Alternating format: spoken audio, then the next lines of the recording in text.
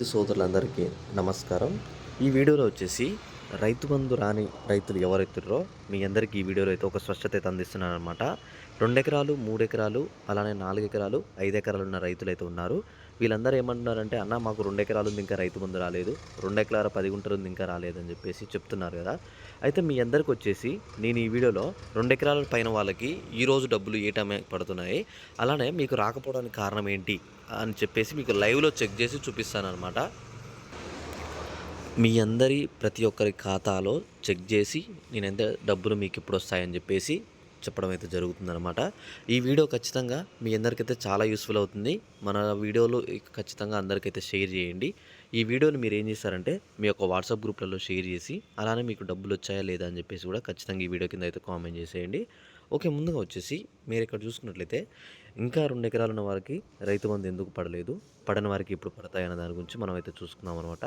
Okay. ముందుగా వచ్చేసి మీరిక్కడ చూసుకున్నట్లయితే మనకి రీసెంట్‌గా ప్రభుత్వం మనకి ఏమని చెప్పిందంటే, రైతు బంధు డబ్బులు ఆల్రెడీ ఖాతాల్లో జమ చేస్తున్నామని చెప్పి, ఆల్రెడీ చాలా వరకు రైతుల ఖాతాల్లో జమ చేశారు అని చెప్పి చెప్తున్నారు కదా!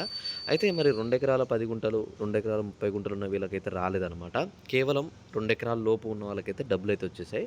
మరి వీళ్ళ సంగతి ఏంటి? ఎప్పుడొస్తాయని చెప్పి మనందరికైతే చాలామంది రైతులైతే అడుగుతున్నారు.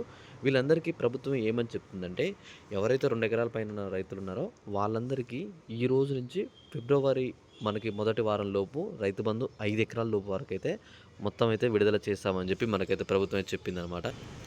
ఫిబ్రవరి మొదటి వారంలో ప్రతి ఒక్కరికి కూడా అప్పట్లోపు రైతు బంధు డబ్బులైతే వస్తాయన్నమాట.